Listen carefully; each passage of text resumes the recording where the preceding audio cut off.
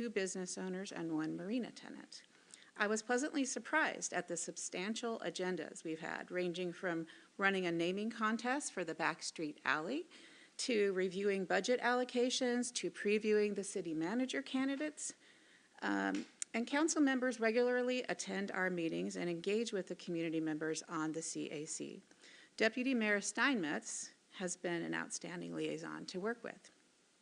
I'm in favor of keeping the Citizen Advisory Committee for 4 reasons. We represent the community's interests in a very tangible way. We give our neighbors a voice at the council level. We provide community input to council decisions. And finally, we prepare members for continued engagement with the City of Des Moines. Thank you for considering keeping the Citizens Advisory Committee going. Thank you, Colleen. Next up, Bettina Carey.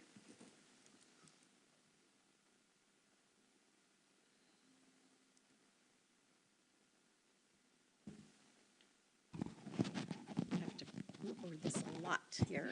Okay. Good evening, Mayor Buxton, Deputy Mayor Steinmetz, City Manager, council members, and community. I'm Bettina Carey, a Des Moines Marina resident and a member of the Citizens Advisory Committee. My comments are regarding committees and commissions. My notes were actually written in early February, but are still relevant for tonight's discussion.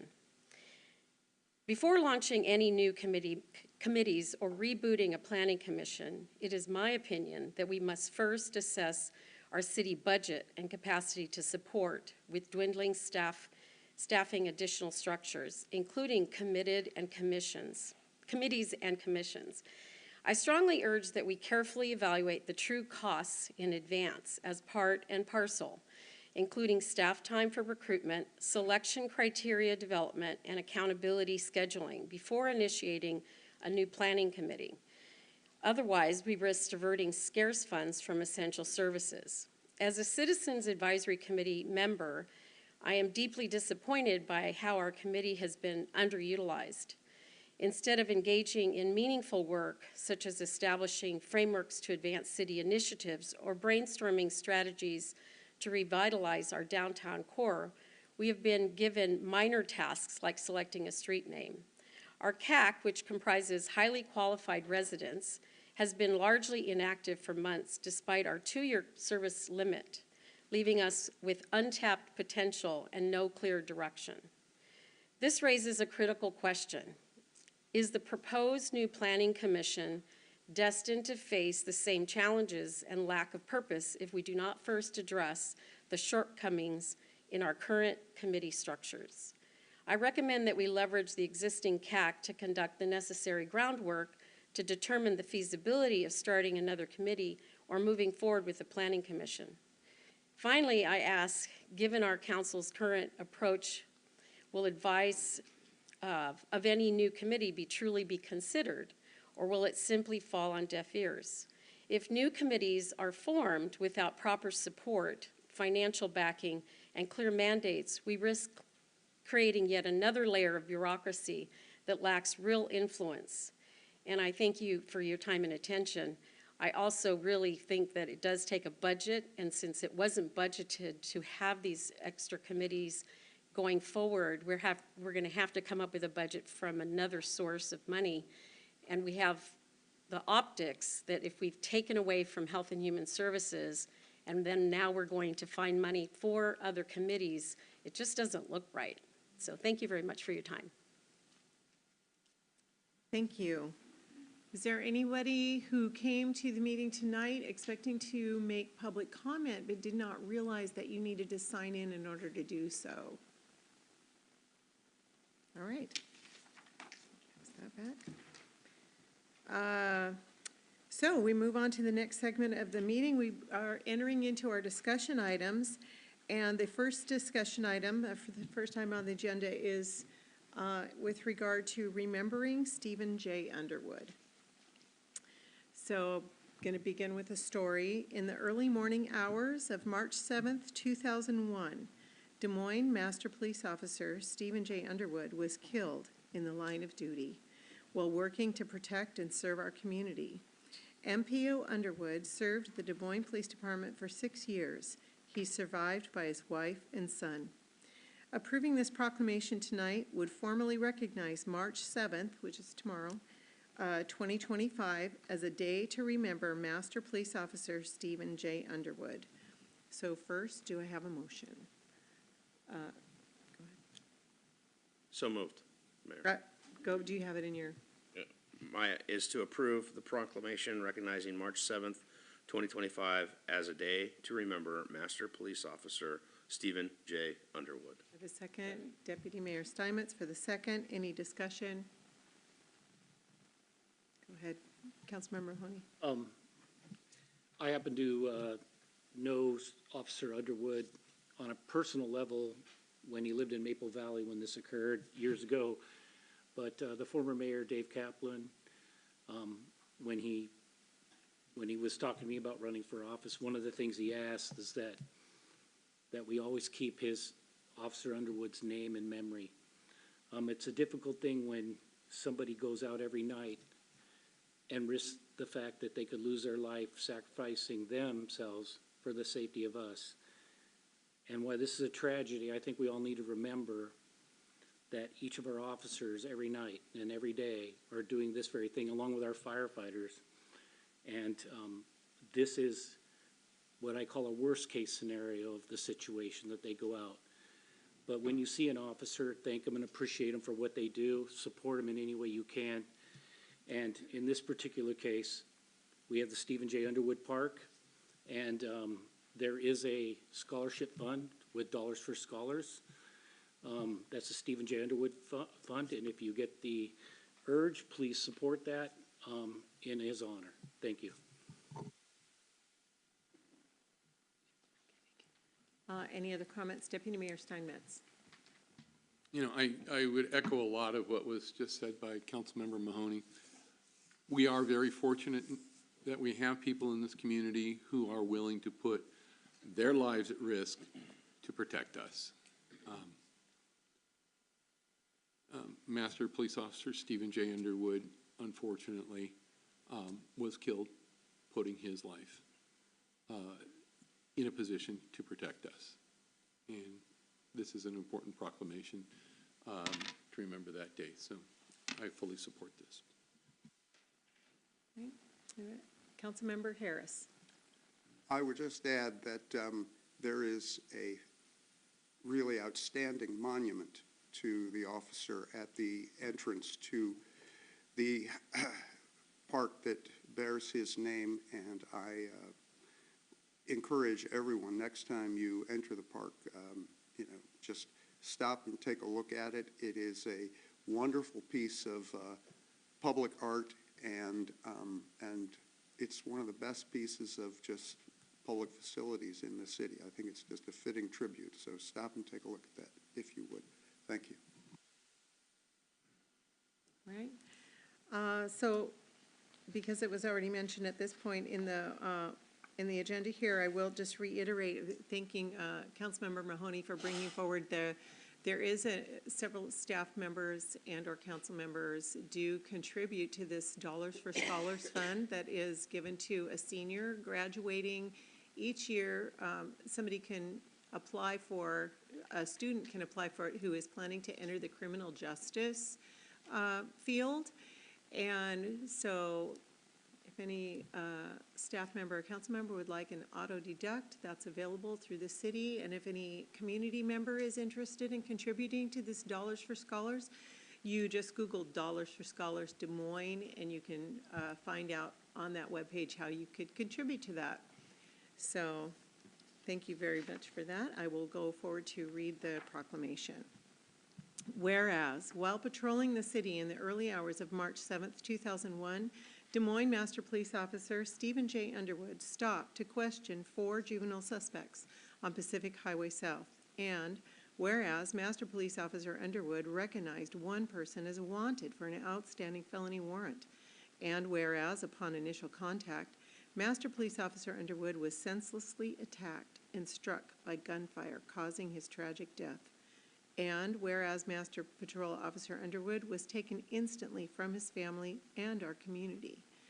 Whereas he was a dedicated public servant, devoted son, loving husband and father, And whereas the City of Des Moines continues to remember the life and the loss of Master Police Officer Stephen J. Underwood, after 24 years, you are not forgotten. Now therefore, the Des Moines City Council wishes to recognize March 7th, 2025 as a day to remember Master Police Officer Stephen J. Underwood. His service to our community and department will never be forgotten. Signed the 7th day of March 2025.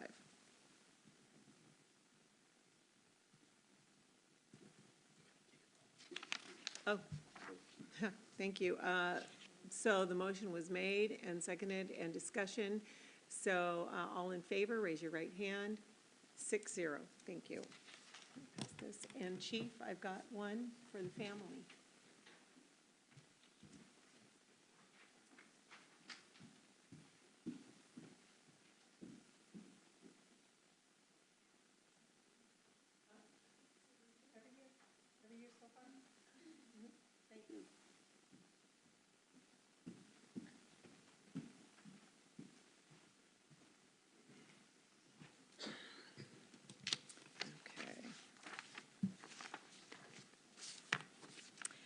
Well, next up, item number 2 is our strategic plan discussion. And so we're going to receive a presentation from the city manager and staff.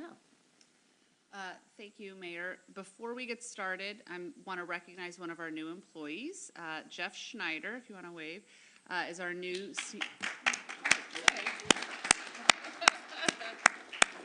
Jeff is our new senior HR analyst. We're super happy to have him.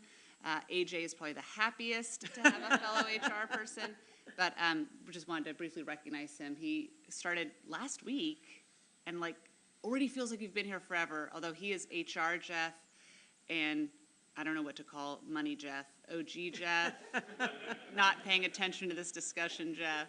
So anyways, just wanted to recognize him since you'll be seeing his face around City Hall. He's not from Ohio State, is he? Nope. Sure. Quick question, if I may. Just in 25 words or less, what does an HR analyst do? Jeff, will you come on up? No, I did. No, He will. man, I He just, will. He's got it. He will. Ask the question. Let you're him do it. mean. He likes it. You He ask does? the question. She's just giving me an opportunity to explain, right? Yeah.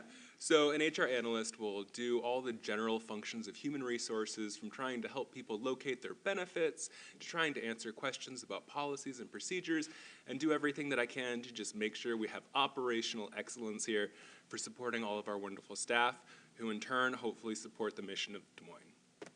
What a great job. Excellent. Excellent. So we are very happy to have him. We will now start item number 2, which is a discussion on developing a strategic plan. If Tara, you want to get that started.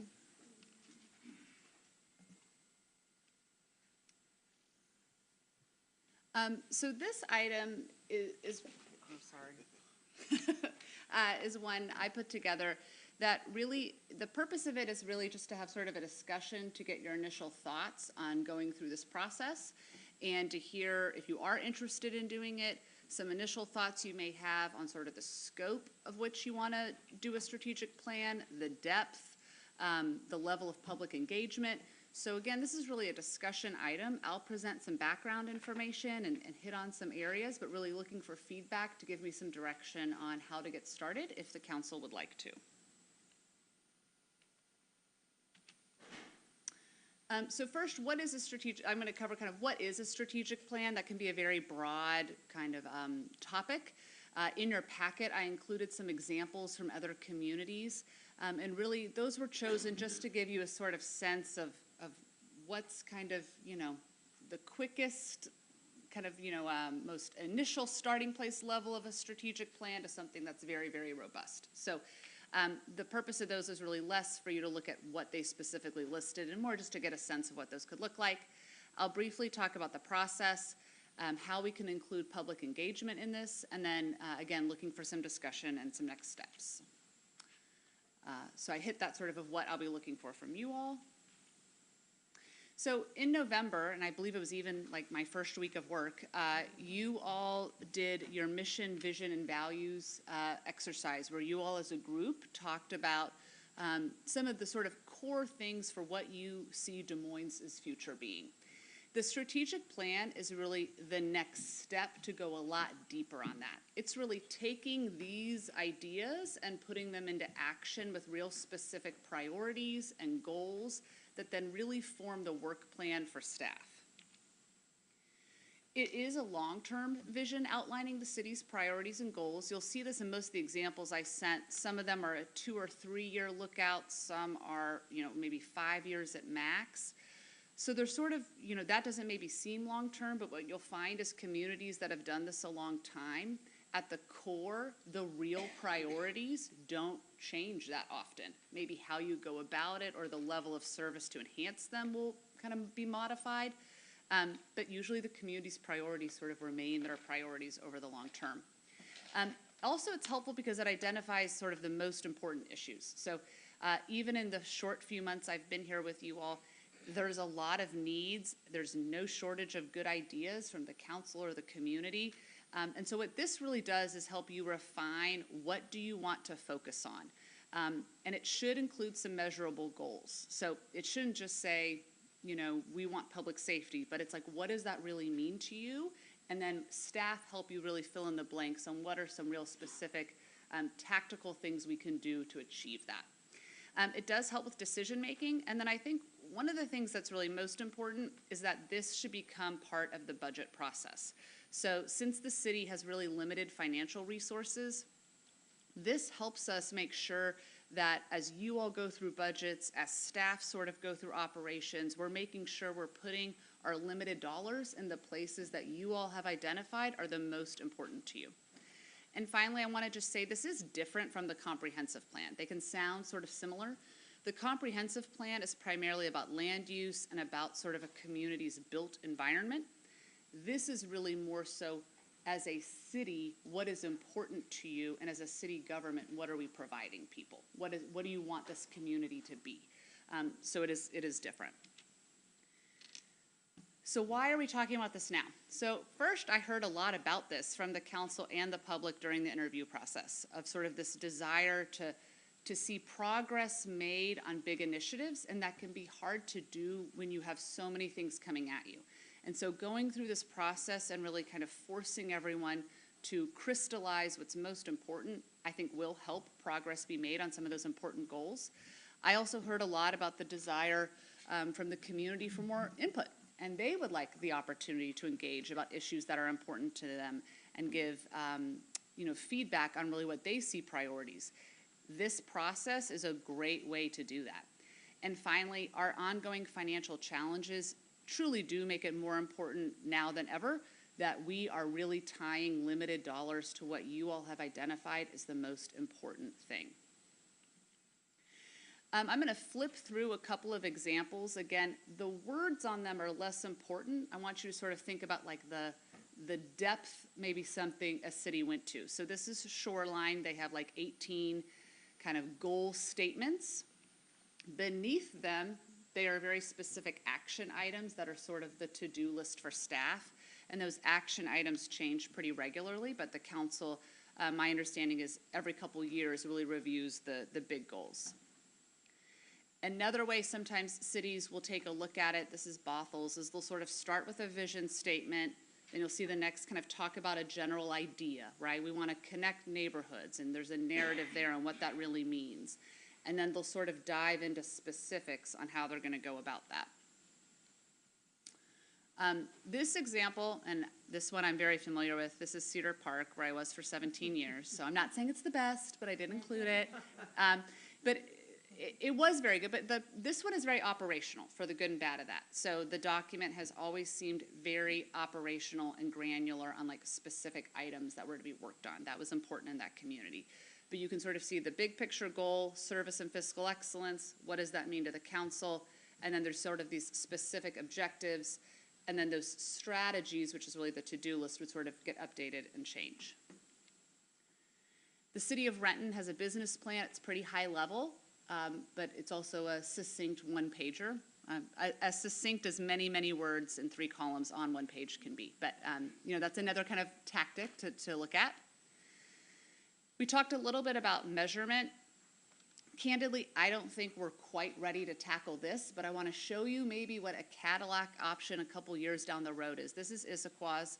It's common. Many communities do this, where you take then your strategic plan and you really tie it to specific metrics, and then you actually have a live kind of dashboard where the public can see what progress you're making. So this is definitely a labor-intensive thing to do, but I want to show it to you because I think it's something that maybe down the road we can really get to. Maybe initially we start with just some milestone and goals, and hopefully we can get to a place where you have something live like this that really the public can see pretty regularly how you're doing. So the process.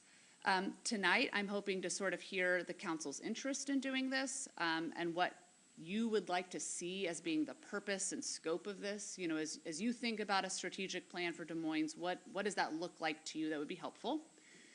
After this conversation, assuming the council's interested in moving forward, we would look at really assembling the right, I'm saying facilitation team, but it really is usually a consultant firm that does do both the facilitation with the city council and to some extent can help with public engagement as sort of we see how the conversation tonight goes.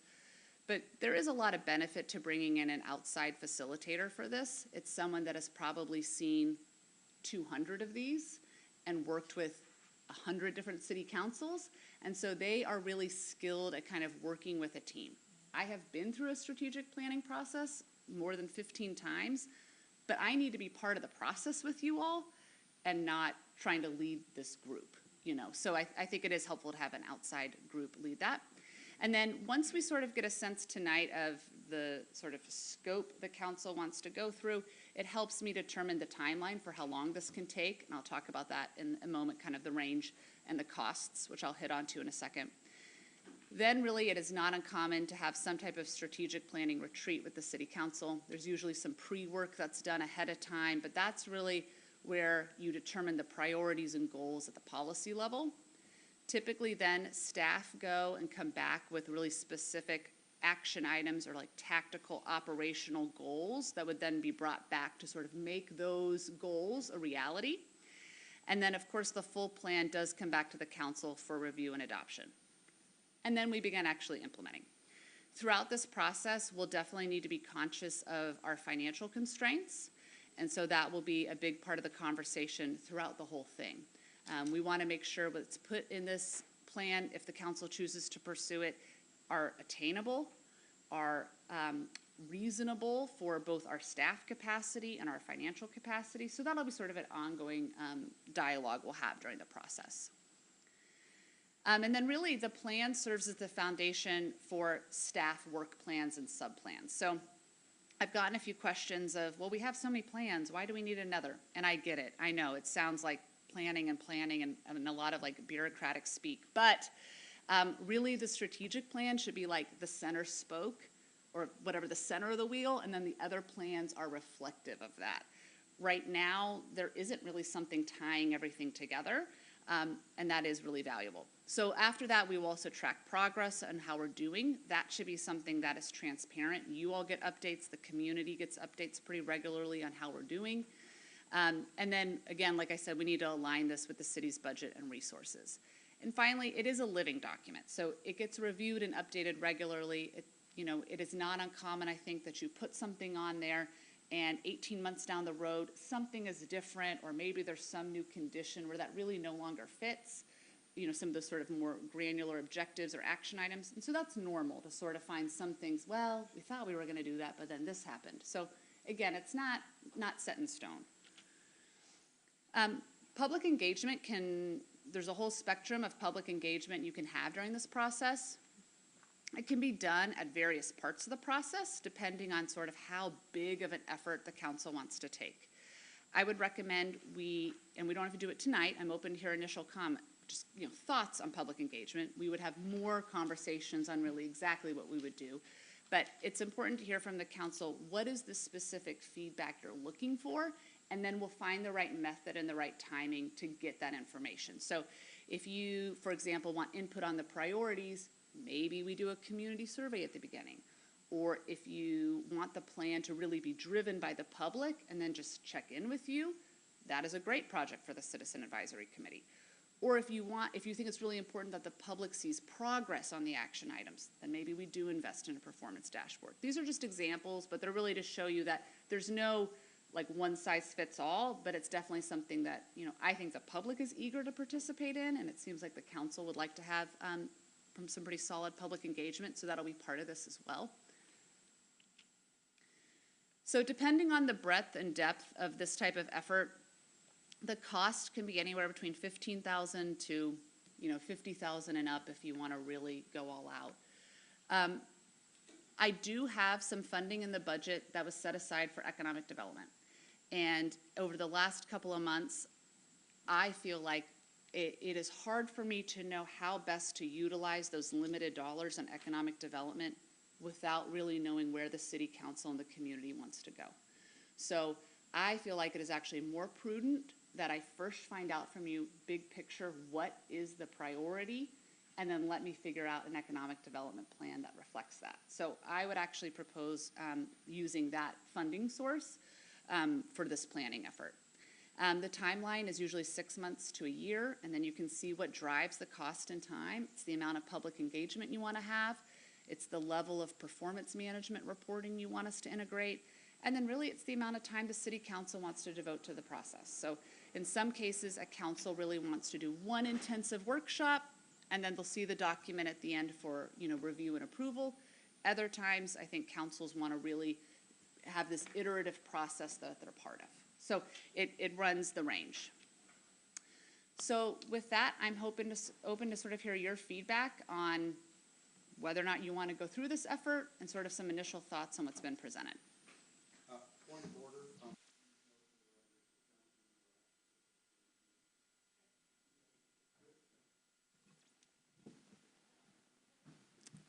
Deputy Mayor Steinmetz. Yeah, and sort of to clarify so everybody understands, is this a citywide plan? Is this a particular part of the community? How does that factor in to putting together the strategic plan? Yeah, that's a great question. It is citywide, but it should really be relevant to the services the city provides. So, it's really probably not that effective of our time to talk about, goals you have for the education system. Or, we just heard from South King Fire. We don't really need to wade into what we think they should be doing. But it should be community-wide and reflect sort of all the areas you all want to focus on that really we control or have service over.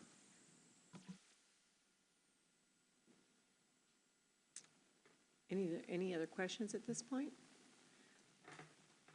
So what I recognize is your questions, the feedback on the strategic plan, I guess, are you wanting feedback, or do we go to the one-pager Renton?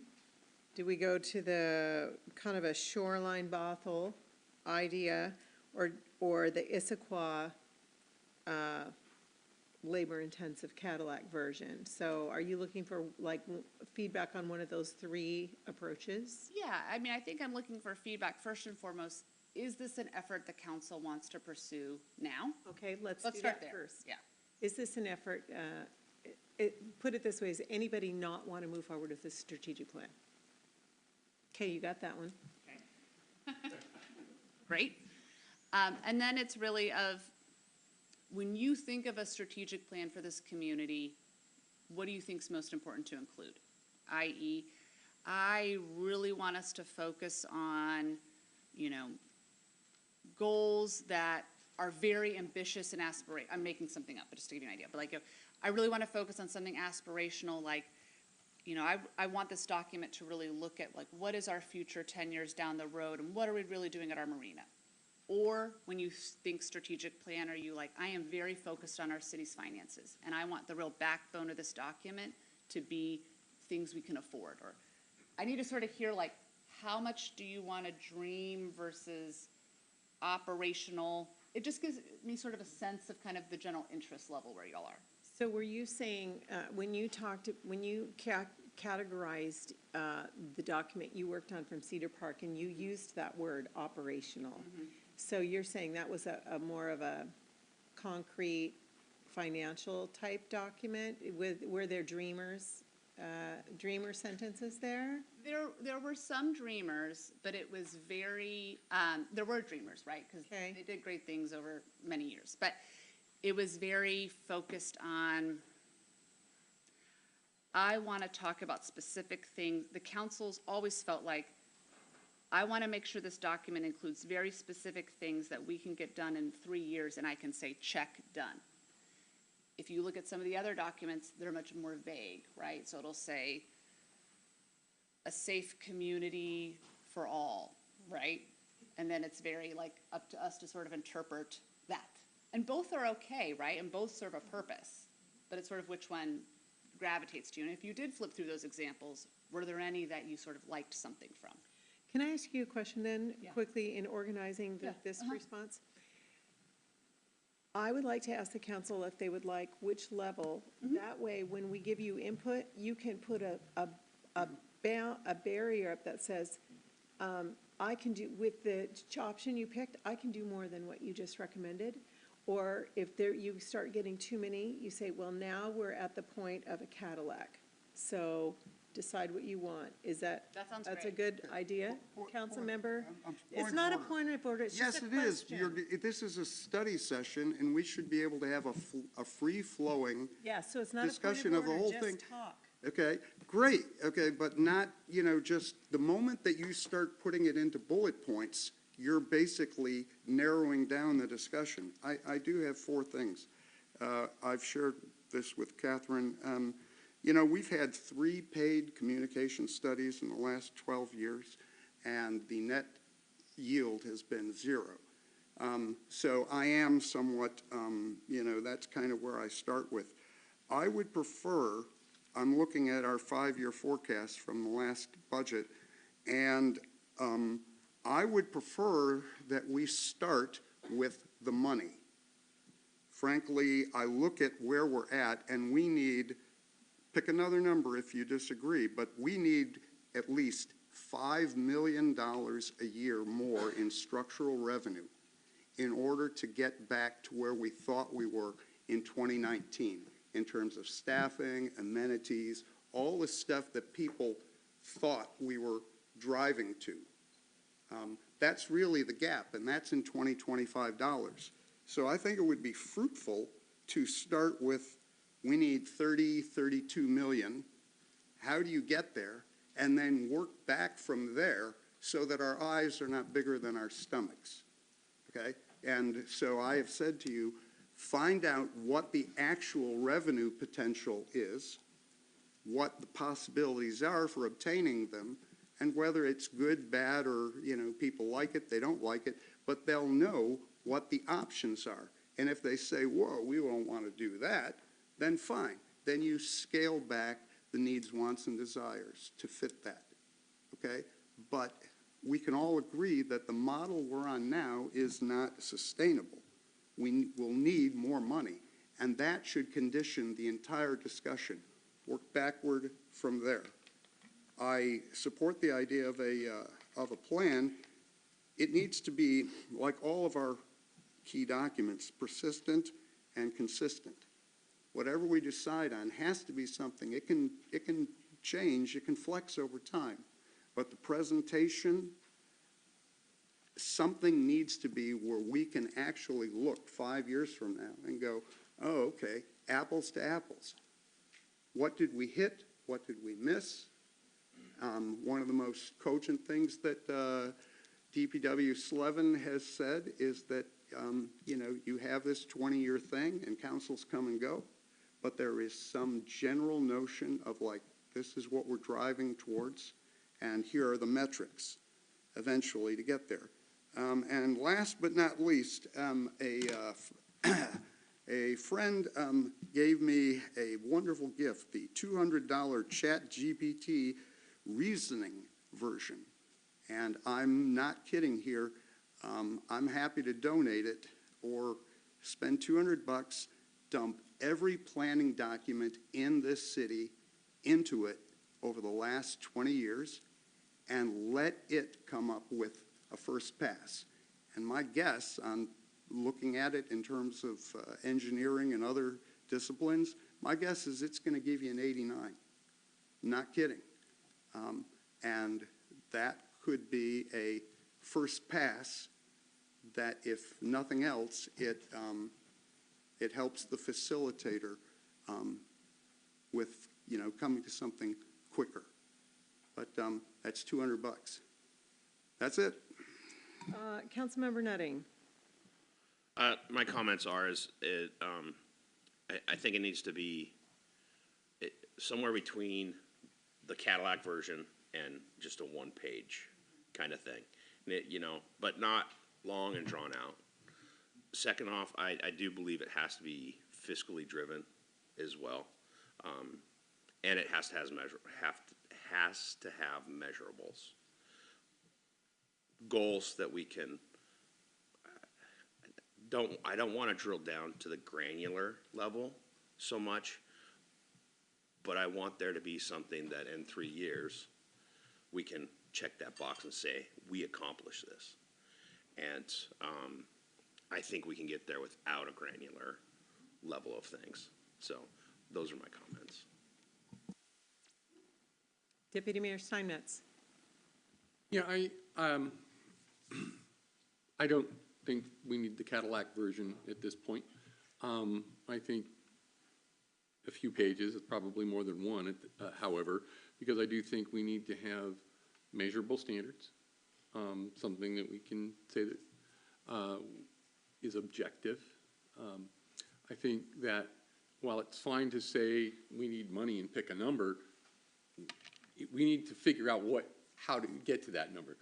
The devil is in those details.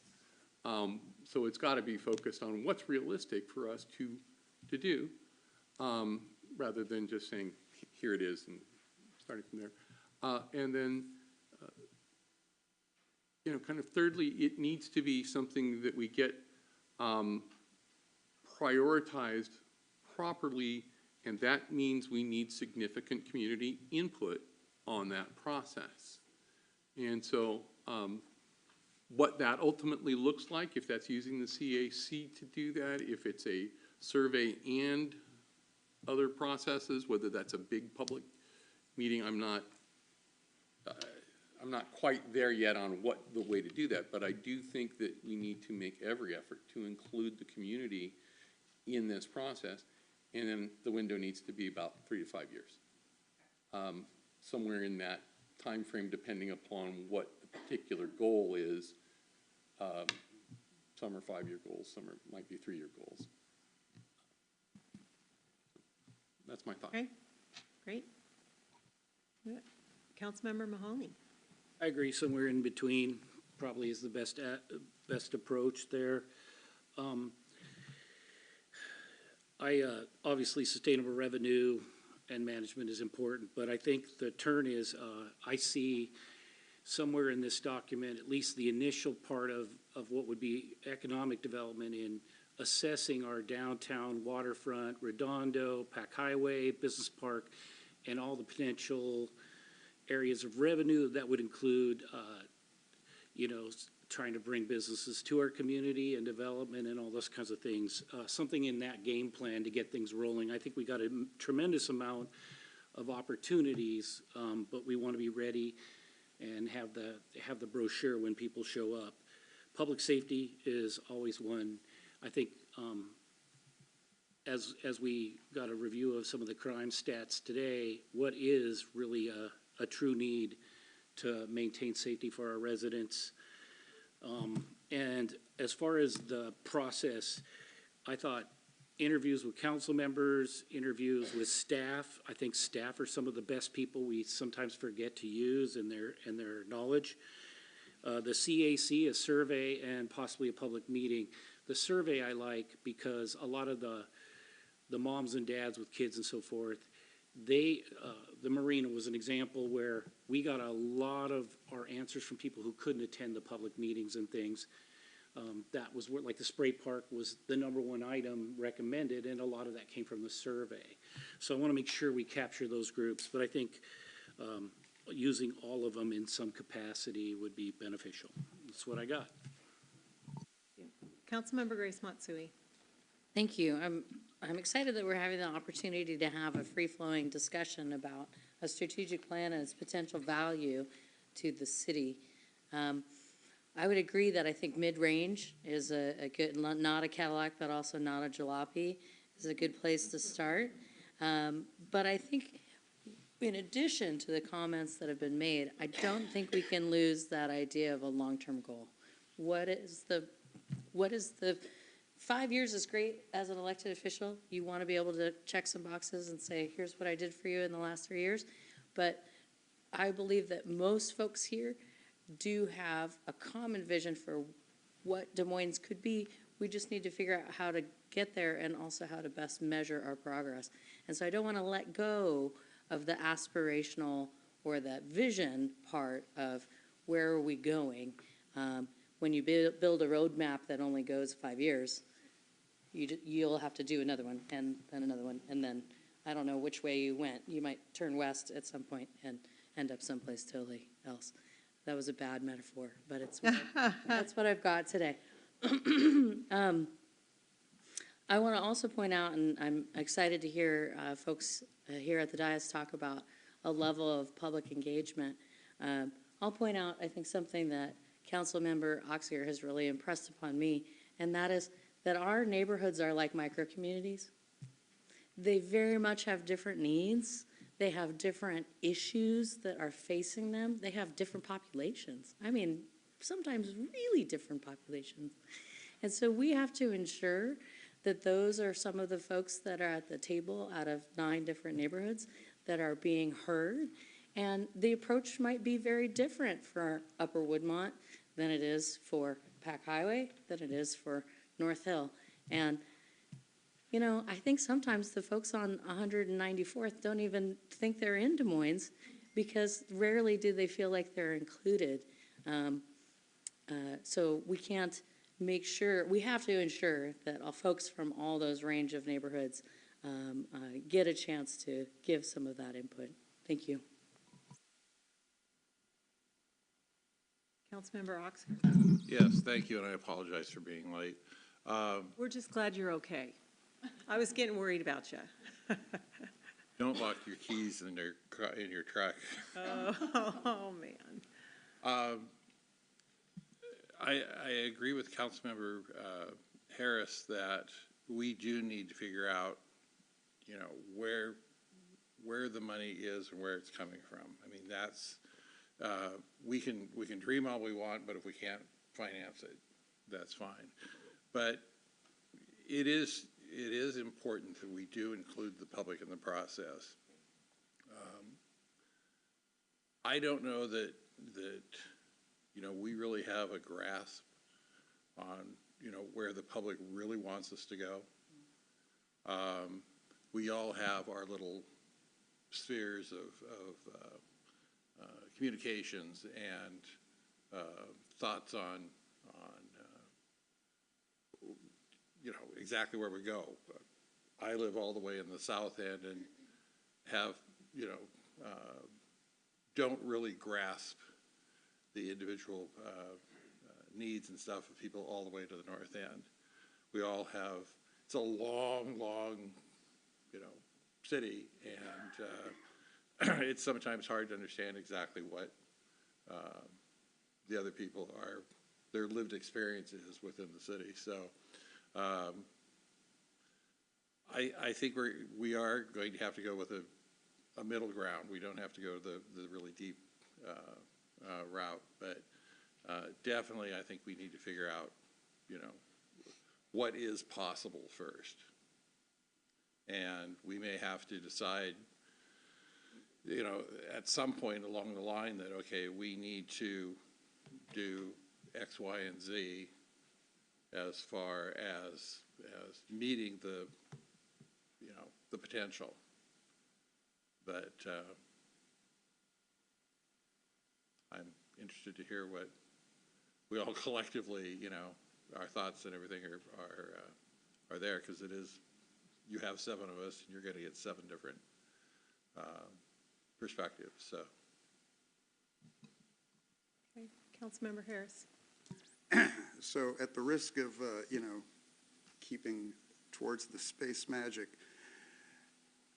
The first council meeting I can recall attending was Ed Pina making a motion to, yank out the sling launch in 2008. And one way or another, I've attended, watched every single one of these darn things since then. I encourage you to get the ultra reasoning version of ChatGPT, because my experience of all of that stuff, doesn't resonate. But you can literally pour in every frickin' city council meeting minutes and all of that stuff. And what I hope to convey is that it's like there was this Facebook post the other day about, well, why don't we have more apartments, or why don't we have our downtown? Or there's this constant why and constant, mythos about it. And the fact is, our zoning may not be like tip-top, but we've offered variances. We've had discussions with tons and tons of people. But it's just a fact that unless you attended all of these, unless you were silly enough to be me, Toothpick City guy, and watch all of these things, it's an abstraction. But we've offered a deal to, and there's been any of number of meetings where someone said, oh yeah, we're in negotiations with X, Y, Z.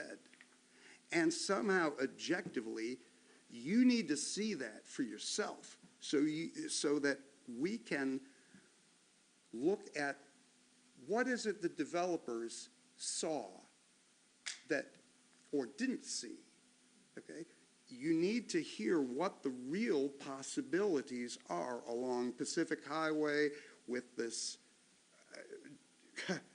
cross-cut border, what effect that has happened on us over the years, not having control over even the corner of KDM. Somehow that information has to be put together and learned from. Otherwise, people keep having the same discussions over and over again. Well, I heard that it's building heights. Well, I heard this, or I heard about these land trusts, or I heard. Okay? The information is actually in there. You just have had to be silly enough to attend like X hundred of meetings and find out why things are the way they are. Because they'll tell you what the actual revenue potential is. And you find out what that is, and then the plan will write itself pretty much. Because if you look at our Park and Rec master plan, it's pretty fabulous. If we had the money to do it, it's pretty good. We have come up with some really good ideas. We've had good marina master plans. We are a series of micro-communities. We're 23 annexations. But the fact is, everybody they're here. There's a surprising commonality for why people chose to live in Des Moines. It's safe. They want the roads to be taken care of. They do want to park within 6 blocks or whatever the standard is. People want most of the same things. When we go on about the waterfront all the time, really that's an amenity, or it's a vehicle to drive more revenue. I'm not sure where the actual reality comes down on, but most of the people don't live near the waterfront, and so they just want the meat and potatoes services that every community wants. So your recommendation? So my recommendation is just listen to what I'm saying and try to, use the tools that are available in 2025 to really synthesize how we got here, and not continue doing more studies, to try to figure out why things are the way they are. The truth is already there for you. Thank you. Okay.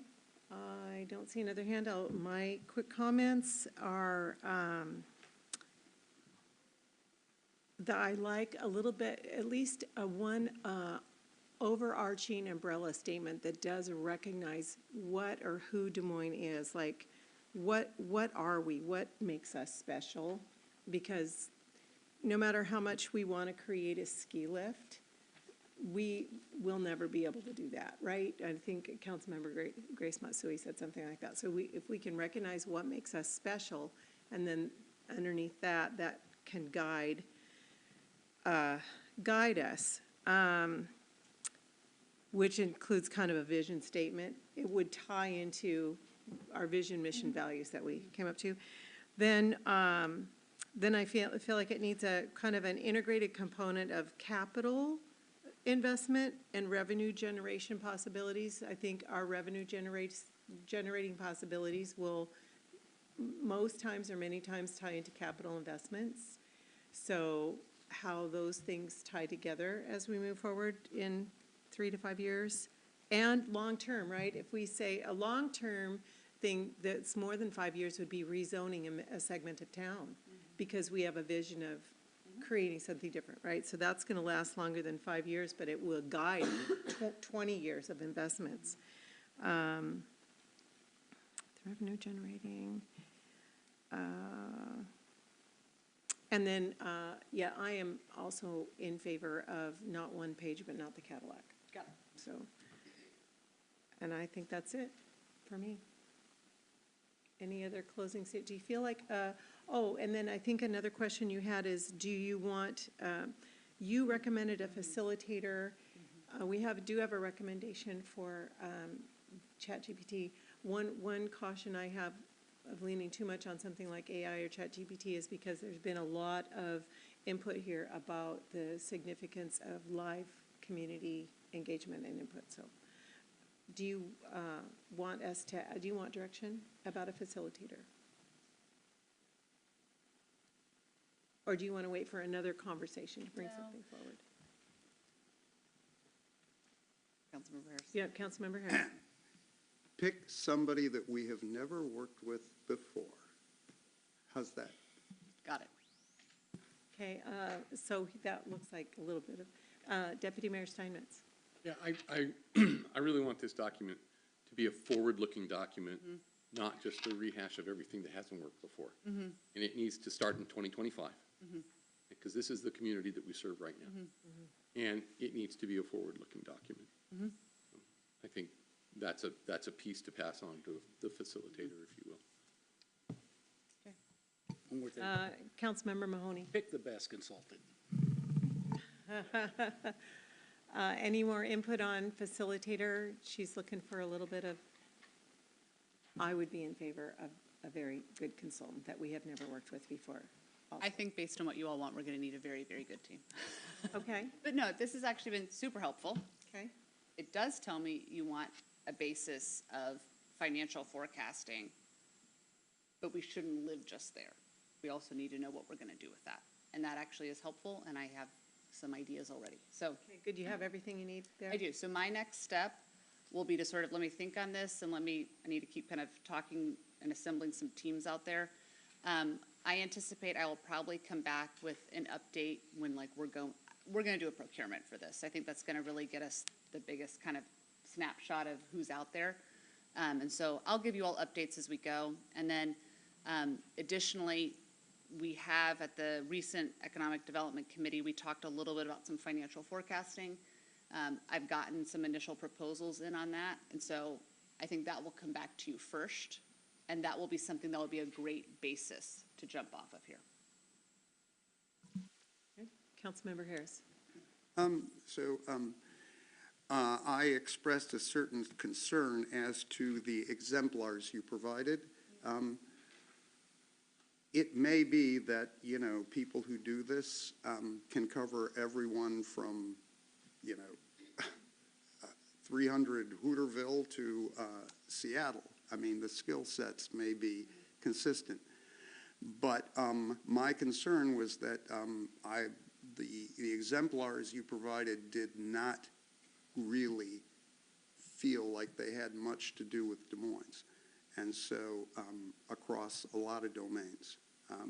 And I understand, I just don't want I want the facilitator, to the extent possible, to have experience to the with our kind of a situation, rather than coming in, because all of us have unconscious biases, and I don't want somebody coming in saying, hey, I did a great job for Bothell.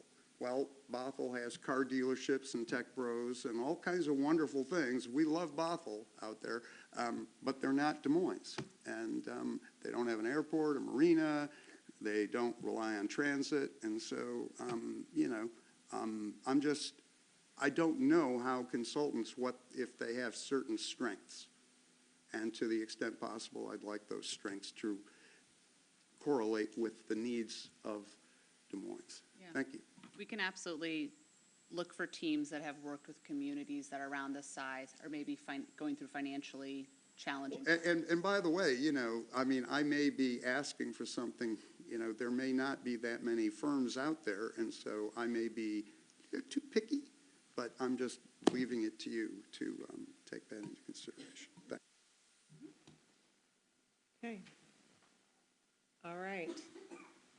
You feel like you got good direction. Okay, so then we're on to the next discussion item, which is our committee reorganization discussion. And the purpose of this item is to hear a briefing about our committees, what exists, what could possibly exist, what exists in other places, just some options for rethinking what we do. So I'm handing that baton to the city manager and staff. Thank you. Thank you, Mayor. That was a great lead-in. I was asked to sort of take a look at our committees and come up with an idea. So this really is, I don't view this as a recommendation that, take it or leave it and we're going to die on this hill. It is really a jumping off point for discussion, which is why I think this is great to have at a study session. So, I've already kind of heard anecdotally through some of you all that, gosh, I think I want to do something different. That sounds great. Like, we're happy to do whatever works for you all.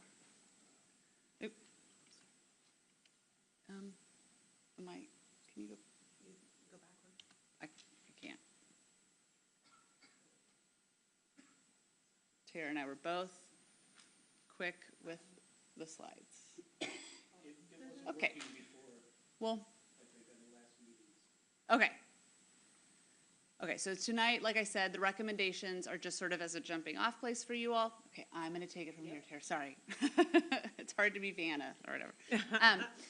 Again, you heard it tonight from several of the citizens that just spoke, but reminder that you have just created 2 additional groups.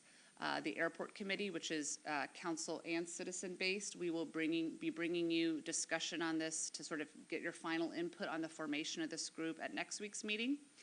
And then the Planning Commission, which we showed you a few meetings ago, will really need to be implemented kind of after the Airport Committee, was the kind of priority order we received from the council. And that is entirely a citizen group. Okay, so let's first talk about council committees, and then we're going to talk about the appointive committees, which are the ones citizens serve on. As you all know, you currently have 6 council committees. They meet monthly.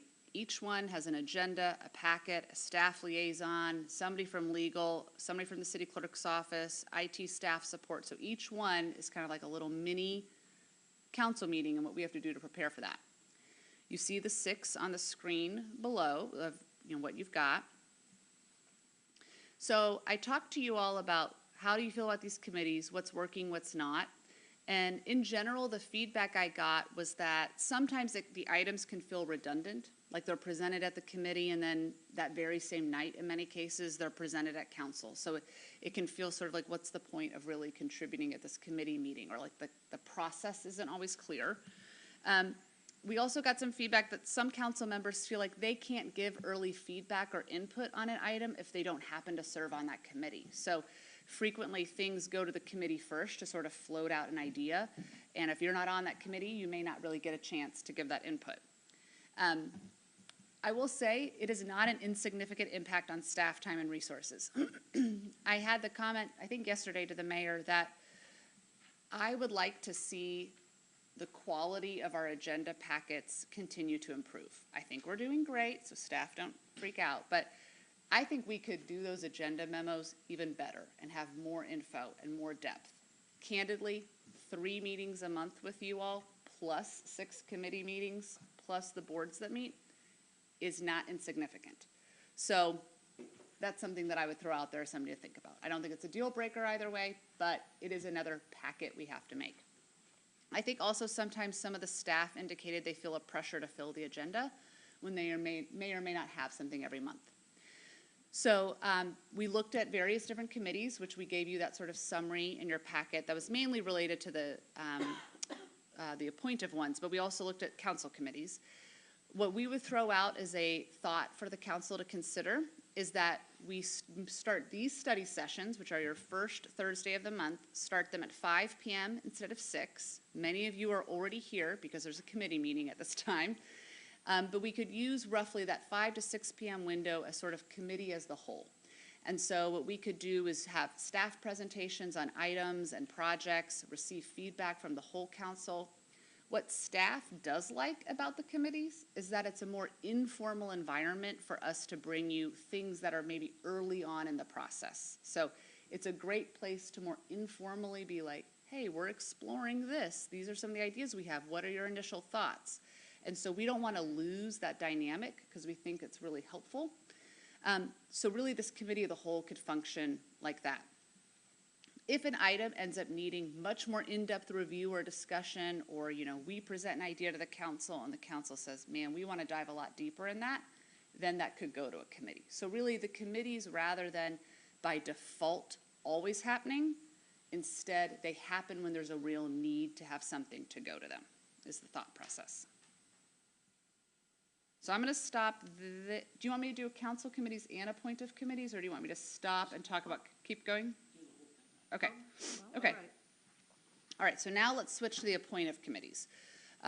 We currently have 7, plus the 2 additional ones that are coming. Again, each one has an agenda, packet, and staff liaison.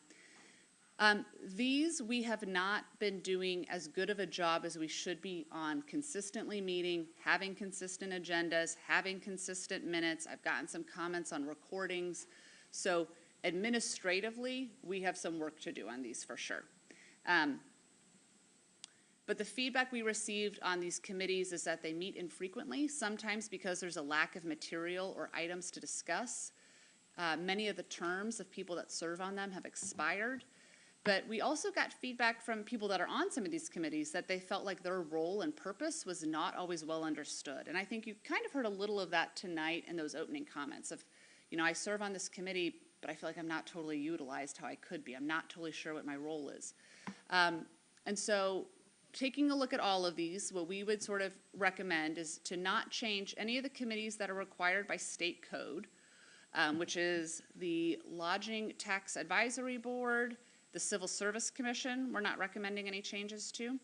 And then we also got feedback from some that they felt like they were working well. So we got comments that the Police Advisory Board was working well and successful, so we're not recommending any changes there. I'm not recommending any changes at this time to the Citizens Advisory Council, not because I think it's working perfectly, but because I have sort of been told that that is a group that really functions from the council and is not staff-driven. So if you all want to make changes, we're here to support you and help you make those successful, but it's my understanding that that group is really a council-led group. We are recommending, for food for thought, some changes to the Arts Commission, Human Services Advisory Board, and the Senior Services Advisory Board. So what we are recommending is that we merge those and form a new Community Enrichment Board. That would encompass the primary functions that each of those groups do, so you're not losing what they do, but I think it also gives us an opportunity for new role and initiatives. So I've gotten a suggestion of, man, I really would love it if this group could also have a role in our Parks and Rec programming and ideas and initiatives. I think that's a great complement to really what a Community Enrichment Board is. This is kind of my opinion based on what I saw looking at these boards. Currently, these boards don't always have enough work consistently throughout the year to always meet. And so I think the experience for some of these board members is it's not that satisfying of an experience because maybe they're only meeting a few times a year, or they don't really feel like they're as engaged as maybe they'd like. So what we would throw out as an idea is that by merging them, you really create a group that has a real purpose and has a real body of work they're supposed to be doing. So they really are meeting monthly, and they actually have things that they're doing and multiple items on their agenda, and it really feels like maybe a more substantive group. So currently, you can see on there, you have quite a few expired and vacant seats on these boards. And so what we would throw out as an idea is that if the council was interested in merging the committees, perhaps we start with offering those positions to the existing members that have unexpired terms on those three groups, see who's interested, and then if there's still some vacancies, we can go through an appointment process. But, you know, first talk to the people that are currently on those groups with the unexpired terms. And if the council was interested in doing this, we would need to come back to you with like proposed bylaws and a creation process. And like I said, we think that this would allow this new group to really meet regularly and have, again, I'm calling it a full body of work, but really things that make you feel it's a more rewarding experience to serve on it because you're doing a lot. So I'll stop there. We're happy to get feedback on both our council committee idea and the appointive committee. So I'd like to divide that up so we don't get both subjects together. If we could start with the council committee recommendations and summary, let's do that. Councilmember Nutting. I like the idea of having a discussion as a whole.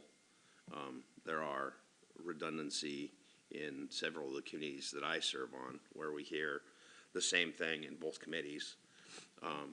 And then we hear it that same night at council. I agree, it's a lot of staff time. They're gonna prepare for it for council anyways. And for my colleagues up here, that there has been some concern, well, we're just seeing this tonight, or we got our packet on Friday and we haven't been able to do any input on it at all, and now here we're having this discussion. So I think it behooves us as a body to hear some of these things. And it's still, I believe that the committee's roles of being able to hear something informally and just having it bounced off of us, not being a, hey, this is what we're really doing, but let's get some input. I believe it still has to be that way. However that looks, it's just a discussion. But we also need to time box it as well. I mean, so I like the 5 to 6, and then council has to start at 6. So maybe with a 10-minute break in between or something like that. So that's my input on the council committee. Deputy Mayor Steinmetz. Yeah, I like the council as a whole idea, with the idea that a committee could break out to get more in depth. I mean, my initial concept of committee work is that's kind of where the ideas get generated that are going to eventually become an ordinance or something like that in front of the council, and we don't do that. There simply has not been a lot of that. Ideas are proposed and they go to committee. Sometimes they result in ordinances, sometimes they don't, but there's not a generation of, these are the things that we need to do. So there does need to be some room for in-depth trying to hash out what an ordinance or what a particular plan. I mean, we've had some pretty good discussions on comp plans and things like that. But in general, a lot of the committees are staff presentations and sort of learning and educating us on things. They're passive. And I'd like to see a role for committee work to be more active, even if that's the exception, and then use the committee as a whole for a lot of the, let's present the idea and get a generalized discussion. So, if that makes Okay. Councilmember Harris and Councilmember Grace Matsui. Thank you. So I'm not entirely wild about this idea. I think, regardless of our differences, the committees, and I fully acknowledge all of the weaknesses of, my Dan Brewer joke is just that, he gave a presentation one time to council, And we all complimented him on how great it was, and he said, well, it ought to be. This is the 4th time I've given it in 2 days. So there is redundancy, but the thing is, regardless of our differences, these committees, one develops, or hopefully would develop a certain expertise. Over time, if you serve on transportation for a while, environment, you gain a fluency in certain things that you're just not going to get at a committee of the whole kind of a deal. And I'm just thinking about the things that we cover regarding, water permits and the storm rates and so on. And it's just been incredibly helpful to have that persistence. And I think it would dilute somehow the decision-making. It sounds very democratic, I get it, and I fully acknowledge I think there are too many committees, for sure. We can argue over which ones, and they are redundant, but the notion that Deputy Mayor, the idea of having an idea originate at a committee, get worked through, and then move forward to the full council, it's a very productive and worthy goal. If we haven't been doing it efficiently, okay, that's fine, but then we should fix that. But there is value in that layered approach, and I'm thinking about how many consent items or discussions we've had over things like the public records fees. Well, that's the kind of thing that a finance committee, it's these little tiddly things that a finance committee can do. I was impressed last year that, when we have these issues, we work them out, and then they move forward to the council, and presto, they're done. But I'll defer to the will of the council on this, because it definitely is redundant. All of your points in your recommendation are extremely well taken, and I've said to you for your first year, yeah, we got to try something different. So even though I'm not particularly comfortable with it, I'm a person of my word. If this is what you really think you need, but I would just caution finally and demonstrate what value there is in this for the public. I get what it means for staff. Who doesn't want to have more hours? But if you eliminate a public safety committee, does that mean more public safety? If you eliminate a transportation committee, does that mean better roads? And I'm not being, I'm saying, if you eliminate a finance committee, which we just started, does that mean a better budget book?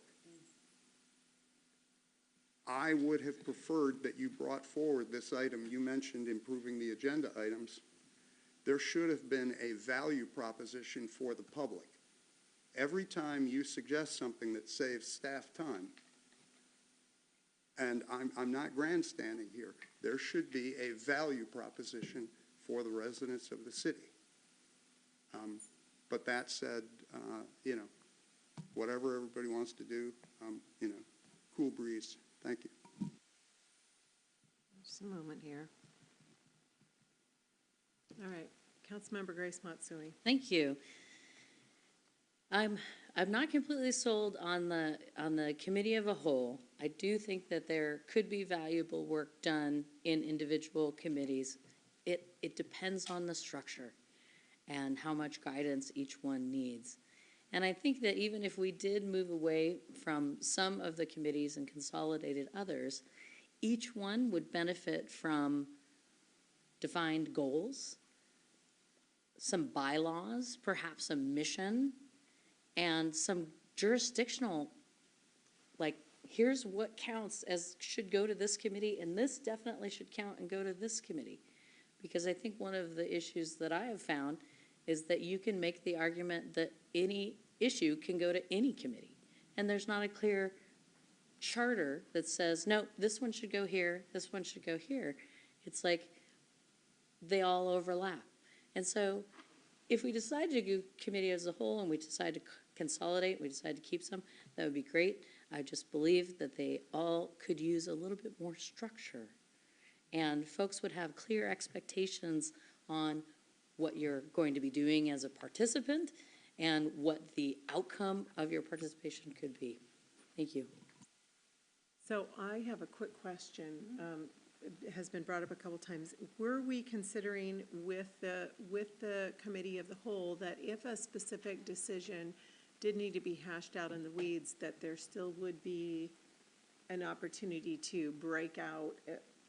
Let's see, for example, would the assignments still stay intact so that if that group of the finance committee maybe needed to do a little project, that they would actually meet separately, but basically for briefings, this is generally for briefings and light head nods and things like that, that that's what the committee of the whole is mostly for, but if there was something specific to work on? Well, the thought was that we bring, and we can morph this and mold it however you want, but the thought was we bring things initially to the council of the whole, and if you feel like it's a briefing, because some things we think are a briefing are not a briefing to you. You don't know it till you get in there. The council really wants to have hands on it. So things would go to you all, and if you're like, great, sounds good, move forward, then that's what we do. But if some issue is really, meaty and all of a sudden there's a ton of discussion, then that committee would get like,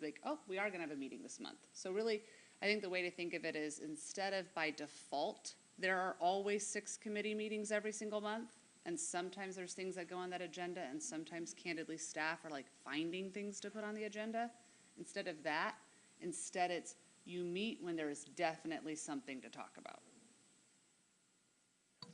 Okay, and so in that model, for example, at the beginning of the 2-year cycle, we all still get assignments of subject matter, transportation, environment, et cetera. And then we meet when the council of the whole remands a subject to that committee. And then that could also answer the desire to be a subject matter expert, correct? I'm gonna take one more bit of time here. I just remember when I was first assigned to my committees when I was first elected, and ever since, every time I'm on a committee, I attend regional events or committees or webinars under that subject matter, so in our subject of interest, in our assignment, even if the committee of the whole, even if in ad hoc mode we don't even meet, we could still nurture that subject matter. Okay. Had some hands up. I think Councilmember Mahoney. Yes, could you please bring the city council committees up on the screen? So, I agree with a couple comments. One of the things, like I'll take transportation, for example. Over the last some years, I've essentially become more of an expert in that area. I know the history of the projects, what's been done in other committees regionally, bring that in. I see more kind of a compromise between the kind of committee at large.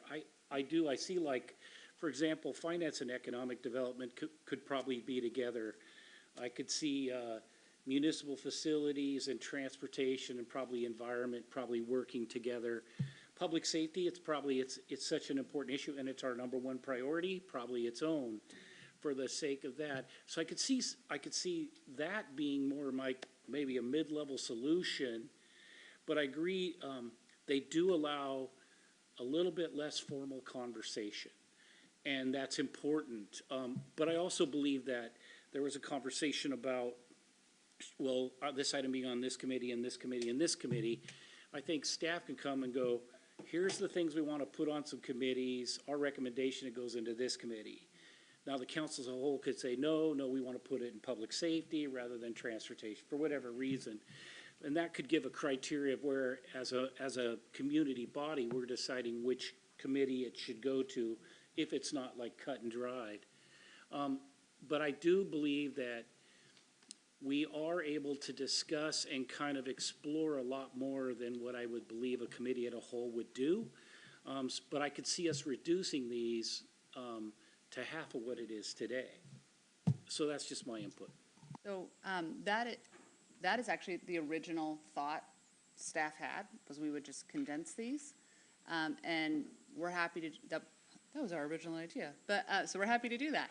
We got some initial feedback from a few of you of concerns of, well, then there's only 3 chairs, and is everybody on the equal number of like the kind of appointment process of who got serving on committees kind of started to kind of, we sensed some anxiety about that. So we're happy to condense the committees, but just keep in mind then there'd be sort of a funky distribution of not everybody's a chair and things like that. Councilmember Harris. So this is really good. Just the other, I keep coming back to good old ChatGPT, but believe it or not, the only committee up here that has persisted since I've been watching is environment. And I believe it's because it's an enterprise fund. I always said that there should be a marina committee because that's the other enterprise fund. And that would create the persistent planning, but over time. But it used to be that public safety and transportation were one committee. It used to be that finance and economic development were one committee. So these have flexed over time. And for what that's worth, I just keep coming back to this. I'll just close. I'm sorry for being rhetorical, but the way human beings work, you either go to a committee of the whole or you maintain some kind of standing committee structure. If you try to do both, basically the standing committees will just wither and become nothing. You can't have this kind of you can't expect people to maintain expertise and interest in a specific issue if they don't know when they're meeting or if they're just being kind of an on-call service. And that's just my thought. Thank you. Any more thoughts? Okay, so a specific question for you. So what is the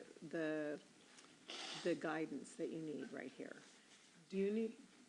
I'm looking for, do you want to do the recommendation?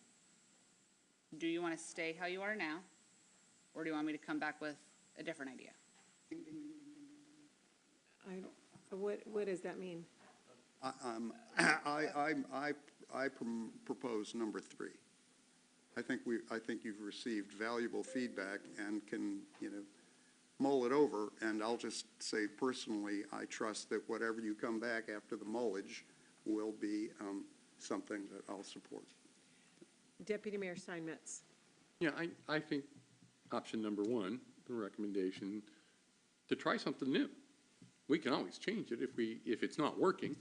And I like the idea, and I disagree that I think people will maintain an area of expertise if it's something they're interested in, and that's why they're on the committee in the first place. So some of us can be counted on to do that at least.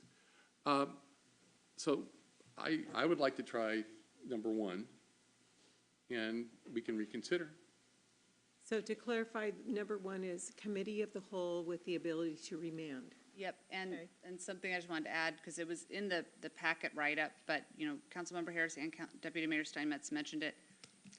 We could just try this through the end of the summer, and if it's not working, then we go back.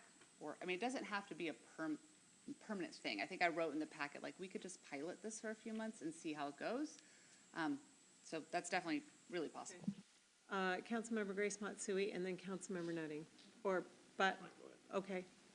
I'm looking this way a lot, so Yeah, it's I don't get the order Right, over here. okay. I would say that option number 1 is fine. It looks like there's been some thought put into it already. You've gotten some suggestions from us. We could try it out as a pilot, and if it goes well, we might keep it. Okay, Councilmember Nutting. Yeah, I agree. With Councilmember Grace Matsui and Deputy Mayor Steinmetz, we try it out as a pilot, see where it goes, and see if it's working or not working. And we can always change it back towards the middle end of the year. So those are my thoughts. All right. Any other? Councilmember Oxiger. Yes, thank you. Yeah, I think that part of the value here is having a new city manager is that we're here, we've been doing it the way we've been doing it. You know, let's try something. Let's, you know, there's experiences that exist outside of the realm of what we're doing, what we're used to. And so, you know, look to the city manager for, you know, just some ideas on, you know, what your experience in the past has been, and not be afraid to sit there and say, you know, yeah, we've got to adopt something new because the way we've been doing it, it just hasn't been sufficient, so. Do you have, okay, go ahead. Well, I'll just say I will vote no on number one, not because I'm, you know, not because I'm not willing to give it a shot, but this is simply too momentous to decide in one touch, as they say. If this were, until last year, we had a two-touch system, as they say, and to me, this is such a major change. Why would you make it without a certain amount of mulling based on our feedback? But again, you know, if that's the will of the council, great. Well, I guess I have one more observation about the value proposition. I did want to mention, I know there have been a couple of people say, why does the mayor always let everybody talk first and then, you know, wait till the end? It's a nice way to let everybody express any idea that they might have first. And then if everything gets said, I don't need to say anything. And, about the value proposition, there is one, whether it's direct or indirect, we are reducing futility of staff time. And that means that people in building and planning could attend more hours to the comp plan, or more attention to permitting, or more attention to engineers can, you know, it makes sense that if the staff is not engaged in futility, they can attend to things that serve the community, whatever that is, because really, ultimately, that's what we're all here for. So if we can save time doing that, we can attend more and more to the community. That's the value proposition. So I am also in favor of give it a try. So would you like a vote on this, or is this? that'd be great. Okay, so all in favor of trying the COW, the Committee of the Whole, for a while with an option of remanding subjects, raise your right hand. Oh, wait a minute, I need to take a motion. I need to take a motion. Do I have a motion with what I just said? Second. Deputy Mayor Steinmetz for the motion and Councilmember Nutting for the second. Any discussion? Councilmember Harris.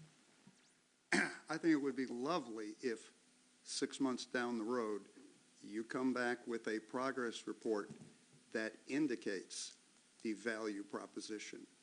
If the idea is that this will lead to faster permitting, you know, and you know, a brighter, wider smile and so forth, please, we need to know that. Thank you. So smile more if you want the Committee of the Whole. Just saying. Okay, any more discussion? All in favor, raise your right hand. Deputy Mayor Steinmetz, Councilmember Oxiger, Councilmember Nutting, Councilmember Grace Matsui, and myself, all opposed. Councilmember Mahoney and Councilmember Harris opposed. I know, really. Motion passes 5-2. Can I just confirm without, I mean, when we say we're gonna try it out, do we wanna try it till like the end of the summer and then we'll review? Pardon? 6 months? Okay. 6 months is good, I think. Okay. You raised your hand, Councilmember Harris, go ahead.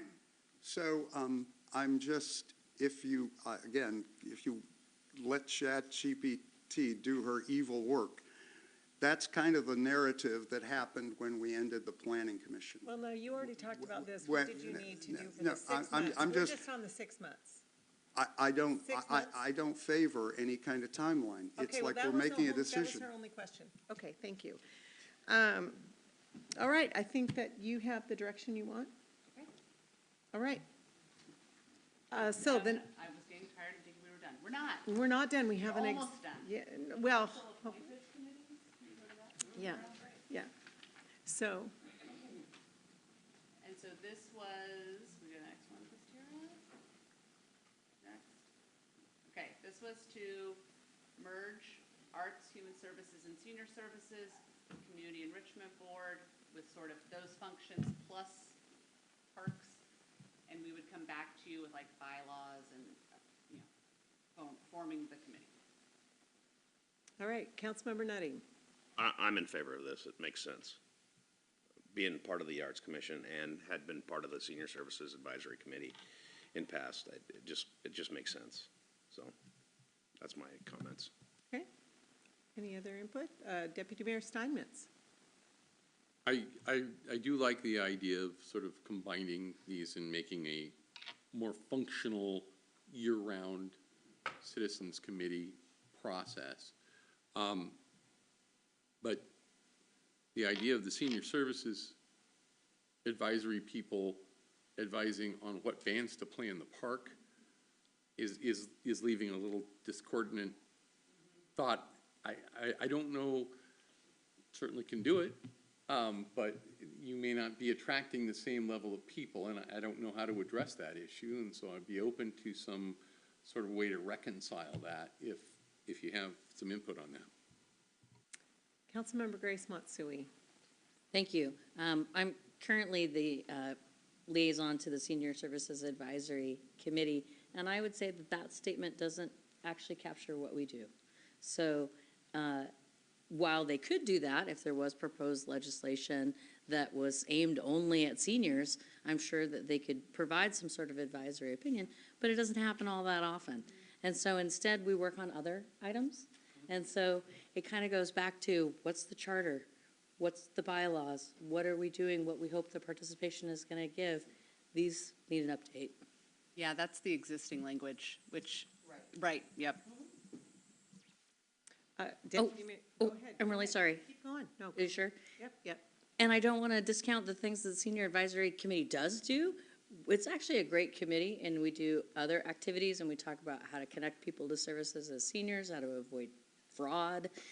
We have the Shred event, and we do field trips. And so it's really a great committee, but I wouldn't say that that is its primary focus. Deputy Mayor Steinmetz.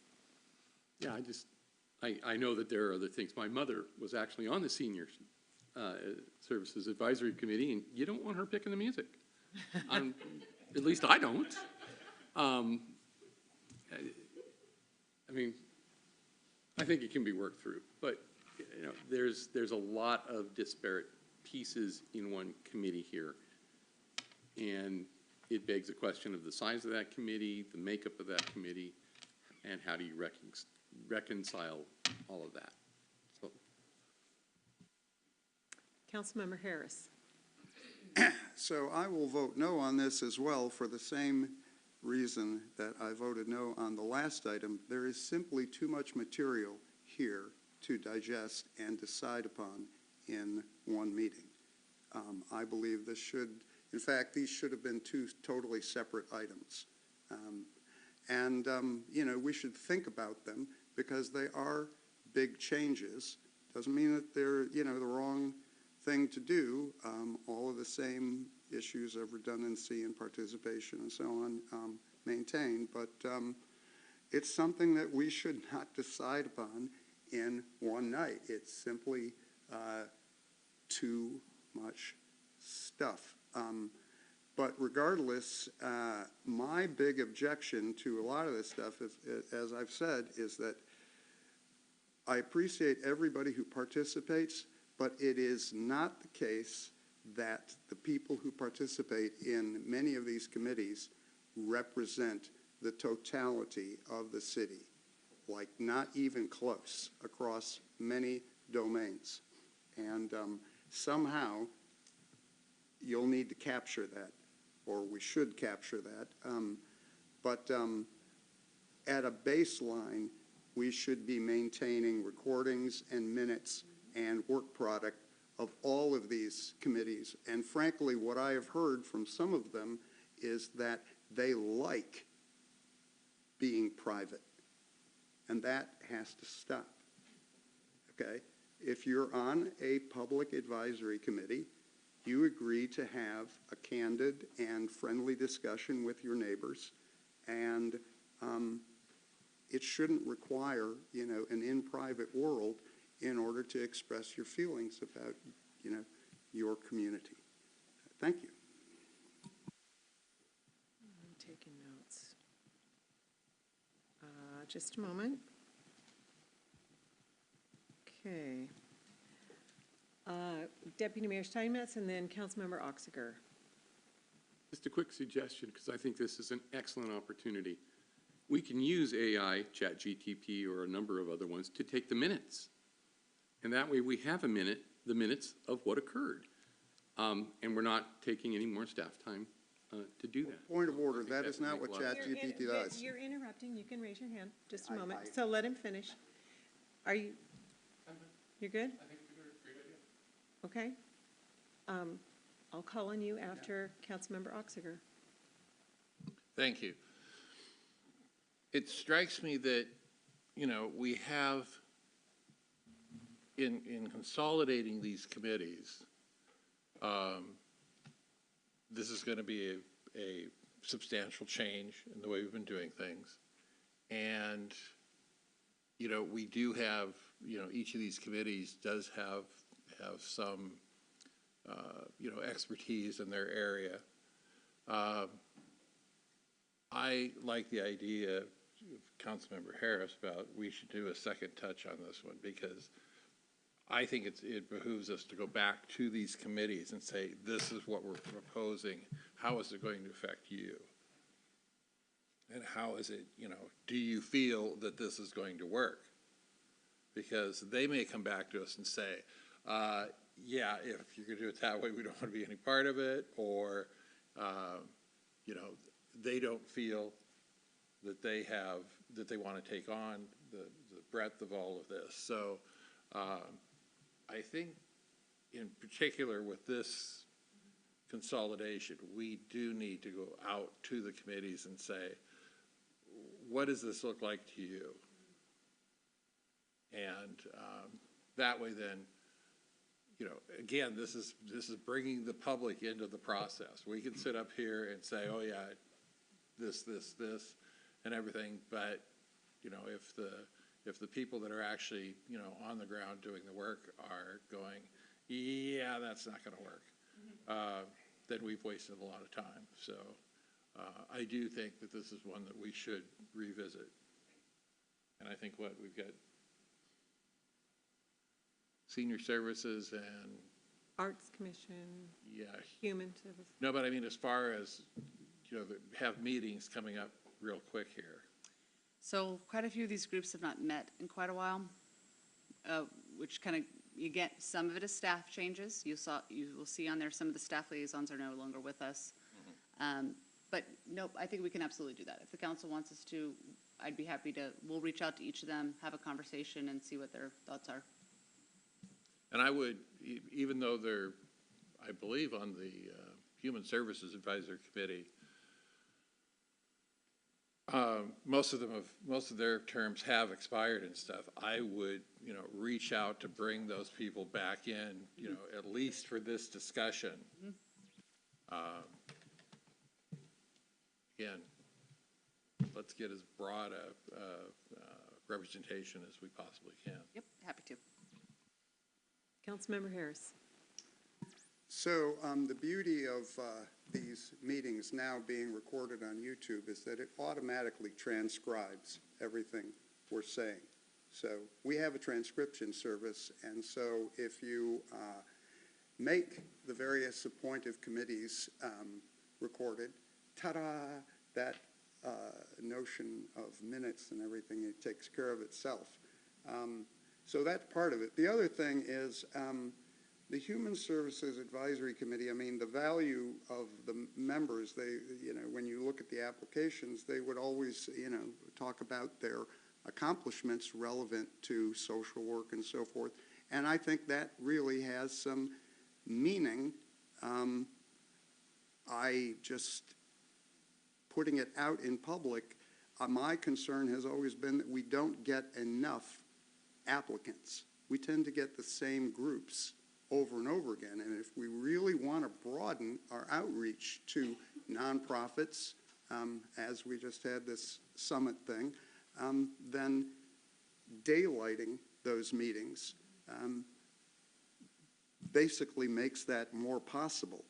If you conflate all of these purposes into one thing, I'm a little bit nervous as to having people evaluate grants who are also looking at the you know, issues of the dance or the arts, public art thing or whatever. Again, I'll defer ultimately to your wisdom, but you know, some of these committees really, people do put passion into thinking about these human services grants. I mean, they're really life-changing for certain people, and the people who serve take that very seriously. So just, you know, something to think about. But again, daylighting these things, recording them and so on, I think that will attract more people into the pool. Thank you. No, that's a good point. We can, sorry, can I say something? We can absolutely do that. And, you know, I've heard the comments about, like, what is the value proposition to the public, and I think that's a fair comment. Some of this also is the reality of the staff liaisons that worked for all three of these committees are no longer with us. They're part of budget reductions, and we've added 2 new committees, the airport and planning. Now, mind you, those are different people that are impacted by that staff-wise, but that was part of the thought process too, is, you know, each of these groups has to be staffed, and we need to be doing a better job because it's definitely become apparent we've not been keeping up with minutes and agendas and meetings.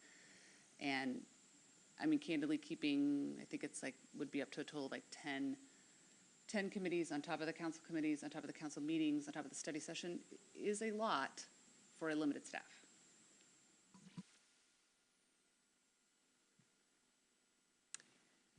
Okay, well, I do have a few observations and questions. So I also agreed with the recommendation about bringing together people that have recently expired and grabbing hold of that energy, because I think that those people really want to serve the community. Sometimes it's just they want to serve, but sometimes it is specific, like Councilmember Harris said.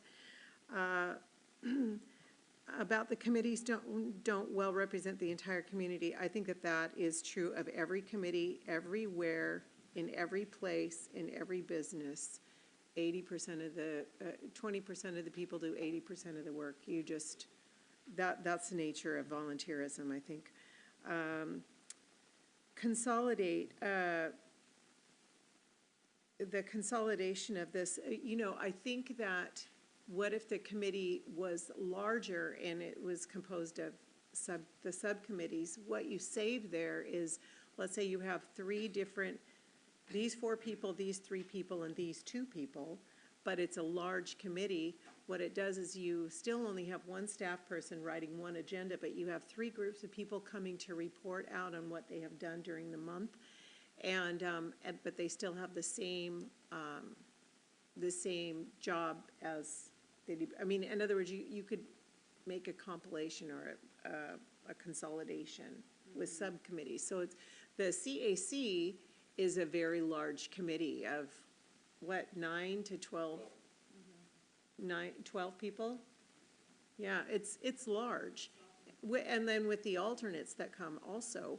So I don't think there's a problem with having a large committee as if it's full of subcommittees. And I do have to say, if the Human Services Advisory does everything it's supposed to do, it should be busy year-round, pretty much year-round for both years, because there's accountability factor. These people are supposed to be visiting, divide up these service providers and they have a chart that they're supposed to fill out and visit all of these places. That's a lot of work. So if that hasn't been happening, I could see how. But if we have people who are active to do that, so I do think if that is filled and attended to, it's busy. Okay, that's my input on all of those. Councilmember Harris. So I'll just, at the risk of beating the dead equine, just dividing this into standing committees and appointive is somewhat arbitrary. I proposed a year ago, I could have seen a hybrid thing where the Environment Committee hosted an airport committee, because frankly, a lot of these appointive committees really only will have 3-4 meetings worth of stuff every year. And you could see saying, okay, you've got 7 meetings a year for stormwater and then 4 or 5 for the appointive people, and consolidate resources that way. We're obviously going in another direction, but to the extent that you review this over time, consider that a hybrid approach to all of this stuff might be better. That's just my observation watching the Burien Airport Committee, they muddle along since 2018, and it's really tough maintaining interest on any issue. And the moment the SAMP goes away, it's difficult. So just keep that in the back of your mind, to the extent you can. Thank you. Anything else? So you've gotten a lot of input. Do you have a specific question now? Well, I think what I'm going to do is, let's meet with the 3 groups, let us mull this over, and we will come back with something else. Okay. Okay, got some nods. All right. So I think, so you feel good about the entire committee discussion? You feel like you got the direction and input you needed? Yes, we are Both sides. Okay. piloting council of the whole, and I'm coming back on the other committees. Okay, good. So next up, we have an executive session. And the purpose of the executive session is to have a discussion about the performance of a public employee in accordance with RCW 42.30.1101G. I expect the session to last for 30 minutes until 8:25. Oh, I should have said, there will be no, we don't expect any council decision. Should have been before I hit that. Don't expect any action